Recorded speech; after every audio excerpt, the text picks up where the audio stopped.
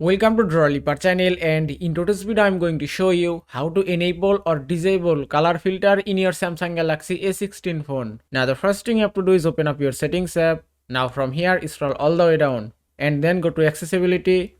After that go to vision enhancements. Now from here scroll down and here you can see color filter option, then just tap here and that's it. Now by tapping here you can enable color filter in your phone. And it's done. You can see in my phone color filter has been enabled successfully. Now if you go to same settings again, from here you can change your color filter color and you can choose any color as you want. Also here you can see a slider, and by removing this slider you can increase or decrease your color filter opacity and you can set any level as you want.